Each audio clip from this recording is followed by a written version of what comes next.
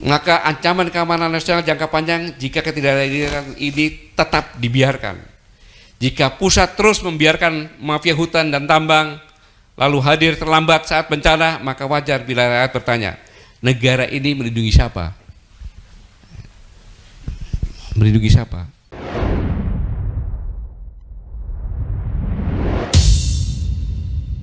Saya ditelepon banyak pimpinan kepala negara yang ingin kirim bantuan, saya bilang terima kasih. Concern Anda, kami mampu. Indonesia mampu mengatasi ini. Kalau kita bergantung pada manusia, kita kecewa. Tapi kalau kita bergantung kepada Allah,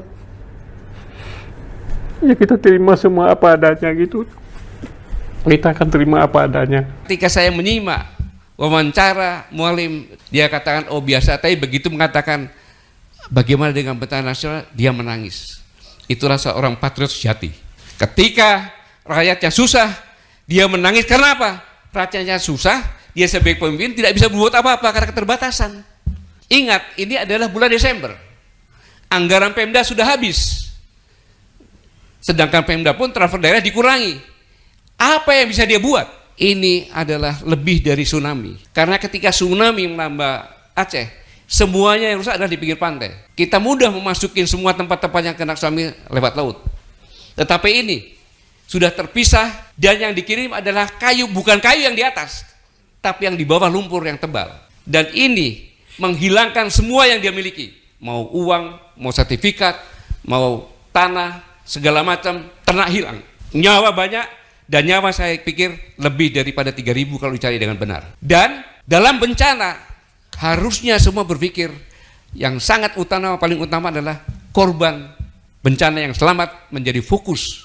Nah, ini yang dilihat sangat kurang.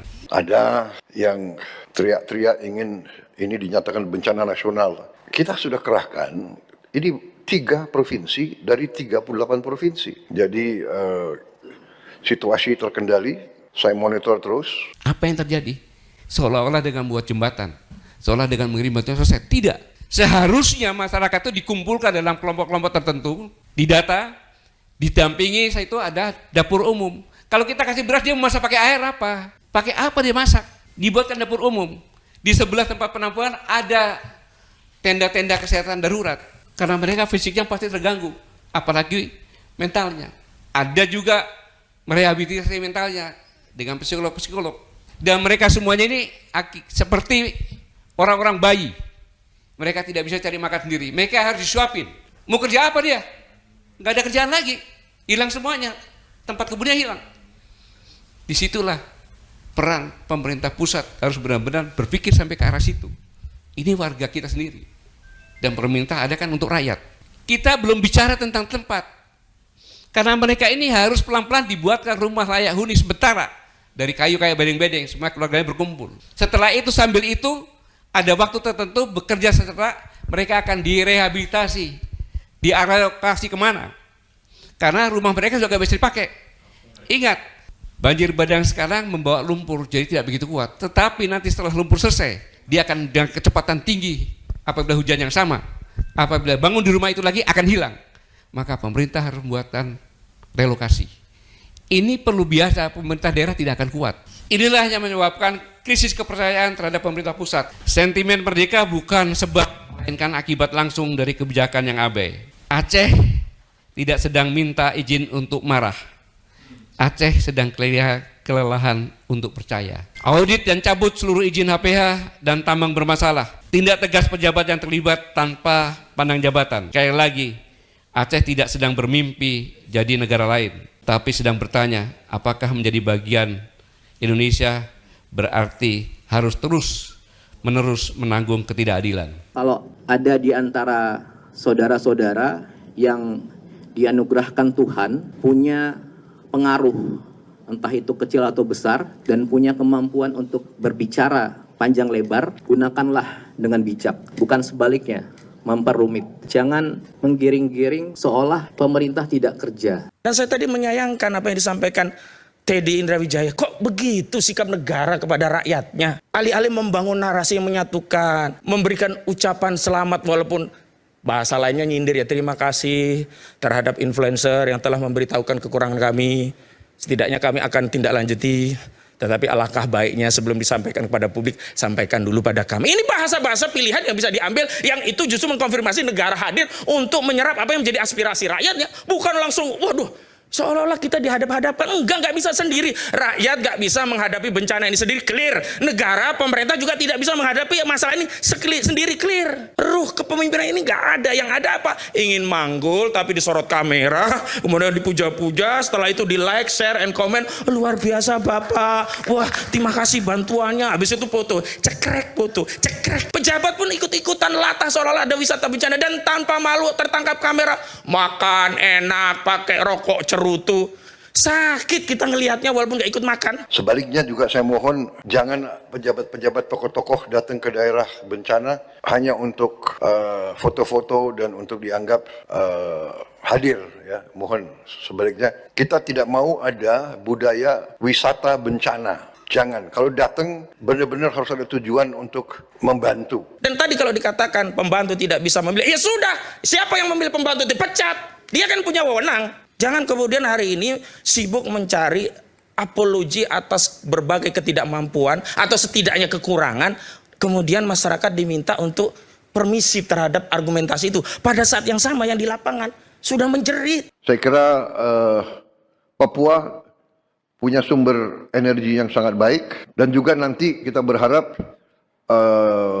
di daerah Papua pun harus ditanam kelapa sawit supaya bisa menghasilkan juga BBM dari kelapa sawit. Lalu kita lupa terhadap akar masalah. Selama ini kan narasi yang selalu kita bangun ini bencana ekologis. Bencana disebabkan cuaca ekstrim, hujan yang luar biasa. Tapi kita lupa ini ada bencana politik yang menyebabkan bencana ekologis. Nggak ada yang bisa membantah semua ini bencana ini terjadi karena apa? Karena deforestasi, pembalakan hutan yang ugal-ugalan. Deforestasi apa? Lahan sawit, industri kayu, oligarki sawit. Kita sibuk ya memikirkan dampaknya, tapi penyebabnya nggak pernah kita urusi. Saya mau tegaskan, tidak ada industri sawit di negeri kita itu yang dibangun di atas pembebasan kebun-kebun rakyat. Beberapa sajalah pakai plasma. Mayoritasnya adalah apa? Mengambil lahan hutan kita untuk dikonversi menjadi sawit. Saya ingin rujuk data. Pada saat Menko Marifes Luhut Binsar Panjaitan melakukan audit terhadap sawit-sawit ilegal, itu ada 9 juta yang diaudit, terbukti 3,3 juta lahan sawit ilegal. Lalu apa yang diambil negara? Menormalisasi, memutihkan. Apa yang bisa diambil kesimpulan dari proses yang memutihkan ini? Gak ada efek jerah. Makanya apa? Pembalakan hutang itu makin merajalela. Gak peduli dia. Rakyat nanti akan banjir seperti apa? Ya, oligarki kayu, oligarki sawit ini tidak pernah dihukum oleh negara. Saya mengadvokasi banyak kasus yang terkait publik. Itu seolah-olah hari ini rakyat itu merasa yatim piatu. Ada negara mereka merasa gak ada yang ngayomi. Seolah-olah negara itu isnim hanya nama saja, tetapi kehadiran mereka itu saat apa? Saat mereka mengambil pajak lah, disitulah negara hadir. Ketika rakyat membutuhkan apa yang menjadi kewajiban dan tanggung jawab negara, negara pencitraan. Saya mau tegaskan begini ya, tugas dan wewenang itu bisa didelegasikan, tetapi tanggung jawab melekat. Tidak bisa tanggung jawab itu didelegasikan ke anak buah. Itu pula yang menyebabkan Khalifah Umar bin Al-Khattab keliling malam-malam mencari masihkah ada rakyatku yang kelaparan. Padahal laporannya bagus semua. Yang laporan itu para sahabat senior. Nggak mungkin ABS seperti pemimpin-pemimpin hari ini. Tetapi kenapa? Karena Umar sebagai Khalifah Amirul Mukminin sadar tugas dan wewenang bisa dia delegasikan, tapi tanggung jawab melekat. Di akhirat nanti akan ditanya, hei Amirul Mukminin, apa yang kau lakukan sehingga rakyatmu ada yang kelaparan? Itu. Assalamualaikum warahmatullahi wabarakatuh. Berjumpa lagi bersama saya di Mas TV Channel. Barusan tadi disaksikan ya sebuah kritikan yang sangat keras dan juga tajam ya kan, disampaikan kepada Pak Prabowo dari mantan jenderal ya, yaitu Pak Gatot, mantan panglima kita ya, Pak Gatot Nurmantio, yang ya menyikapi dan juga menilai dan juga mengkritisi kinerja dari pemerintahan baik dalam menangani berbagai masalah ya, yang terutama masalah banjir bandang dan juga bencana di Sumatera Utara, di Pulau Sumatera ya kan. Di dalam analisanya dan juga kritikannya kepada pemerintah Pak Prabowo ini, Pak Gatot sangat jeli sekali dan juga sangat tepat sekali ya apa yang disampaikan oleh Pak Gatot, di mana dia menilai ketika Gubernur Aceh yaitu Pak Mualim diwawancara oleh Najwa Shihab, di mana dia berurayan air mata gitu kan.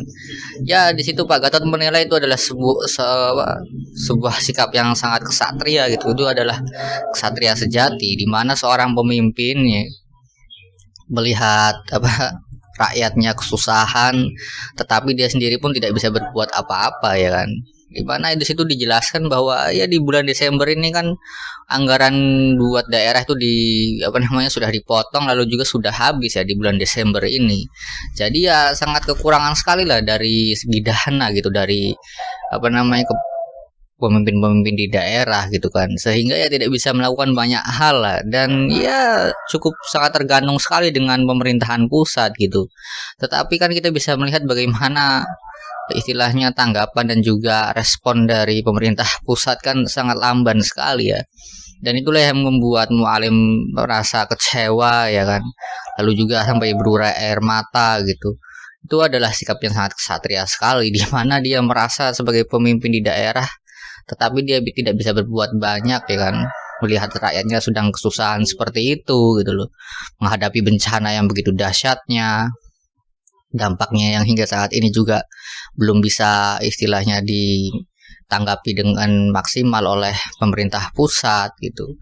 Dan ya Pak Gatot di sini memperingatkan pemerintahan Pak Prabowo jika terus-terusan seperti ini gitu kan, terus-terusan mengikis kepercayaan publik, kepercayaan masyarakat gitu. Ya jangan salahkan masyarakat dan juga publik gitu jika nantinya di kemudian hari masyarakat ini bertanya sebenarnya negara ya dan juga pemerintah ini melindungi siapa gitu. Karena kan ya tugas dari pemerintah dan juga negara ini kan melindungi masyarakat gitu loh, menjamin kehidupannya, memberikan kesejahteraan gitu. Tetapi kita bisa melihat bagaimana di warga di Pulau Sumatera kan hingga saat ini belum memperoleh itu semua gitu loh. Sedangkan yang dikeluarkan ya kan dengan dalil bahwa tidak mau menerima bantuan dari pihak asing, tidak mau menetapkan bencana nasional karena dianggap masih mampu gitu. Lalu juga menjunjung tinggi harga diri negara dan juga menjunjung tinggi nasionalisme. Jadi ya menolak bantuan dari asing. Ya nasionalisme itu kalau mau diharapkan dari rakyat ya kan, semua rakyat Indonesia itu pasti nasionalisme.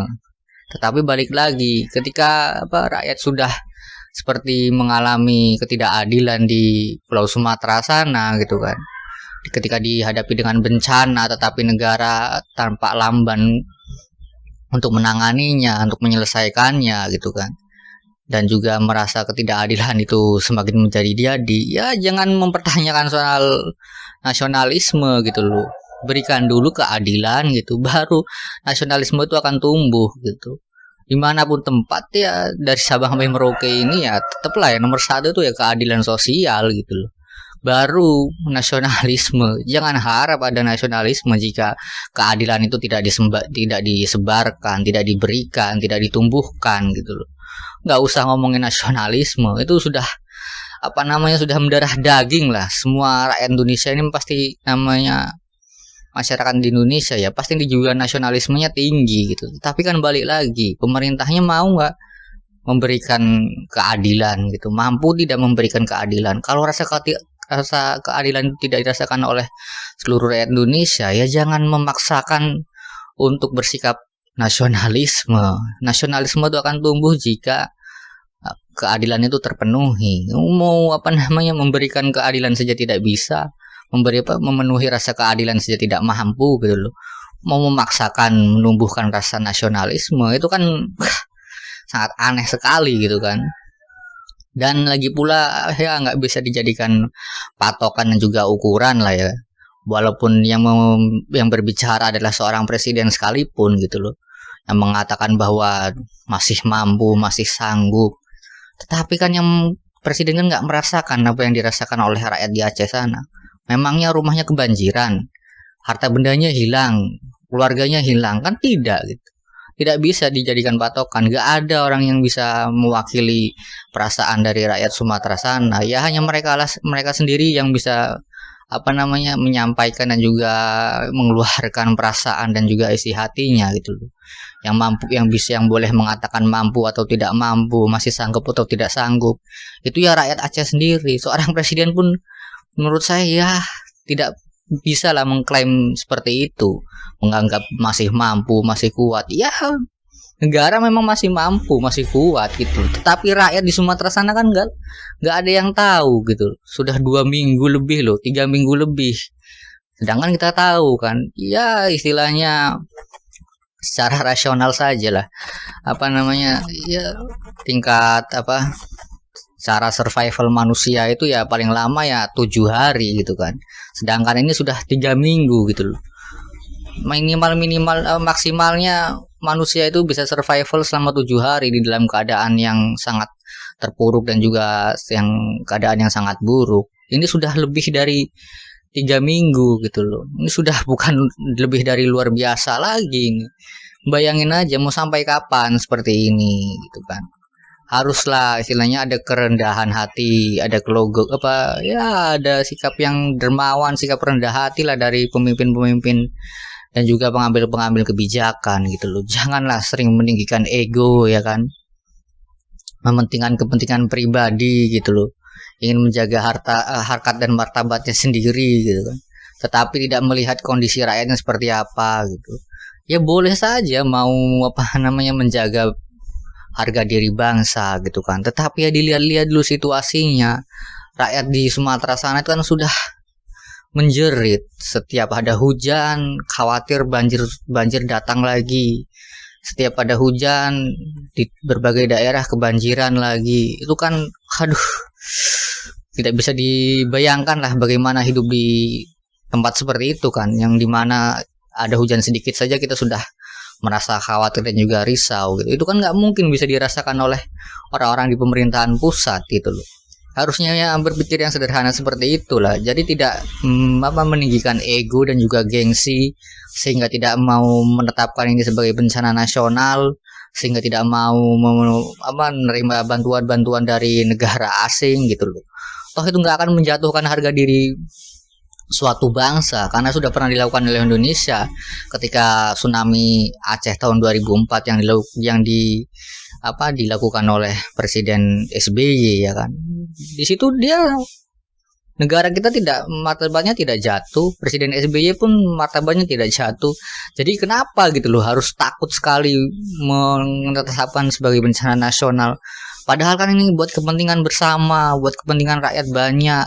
Bayangkan saja loh, 3 provinsi loh, berjuta-juta, ratusan ribu orang, bahkan jutaan orang gitu kan, sangat mengharapkan ya ditetapkannya sebagai bencana nasional, ya agar setidaknya mempercepatlah pemulihan gitu kan, buat warga-warga dan juga masyarakat di Sumatera sana, sehingga ya bisa menjalani hidup setidak-tidaknya ya kehidupan yang layak lah, walaupun tidak bisa menjalani hidup seperti sedia kala ya kan, seperti dulu lagi gitu.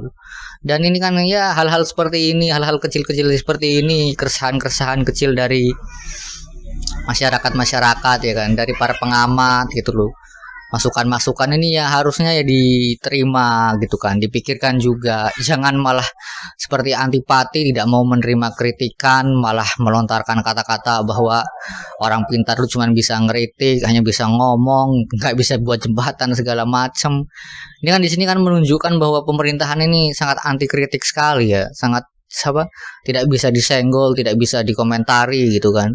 Yang mereka inginkan kan hanya puja-puja saja, seolah-olah berharap itu bahwa masyarakat Indonesia ini seluruhnya, semuanya dari Sabang sampai Merauke ini menjadi buzzer gitu loh.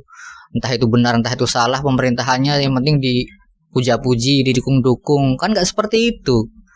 Kita ini ya mengkritik, memberikan saran kepada pemerintahan ya karena kita juga menyayangi presiden kita gitu loh. Kita nggak mau lah istilahnya ya ibarat kasarnya ya hancur dalam jurang bersama-sama. Ya dalam sikap kenegarawanan dalam menjalankan pemerintahan, dalam menjalankan tugas sebagai masyarakat, ya kita semua kan harus saling mengingatkan gitu loh. Jika pemerintahannya baik, ya kita diam-diam saja gitu, sudah istilahnya melihat dari jauh saja. Jika pemerintahannya mulai melakukan kesalahan-kesalahan, mulai berbelok-belok arah, ya pasti kita ingatkan gitu loh. Ini semua kan buat kepentingan bersama. Jadi ya kedepannya ya kalau bisa semua masukan-masukan itu udah diterima gitu loh. Jangan hanya masukan-masukan dan juga pesan-pesan yang memuja-muji saja yang ingin didengarkan gitu loh. Tetapi tidak ingin mendengarkan saran dan juga kritikan. Itu kan suatu hal yang sebenarnya sangat disayangkan sekali ya dari pemerintahan Pak Prabowo ini. Dan bagaimana menurut pendapat kalian soal komentar dan juga kritikan dari Pak Gatot Nurmantio ini kepada Presiden Prabowo ya? Silakan tulis komentar kalian di kolom komentar. Wassalamualaikum warahmatullahi wabarakatuh.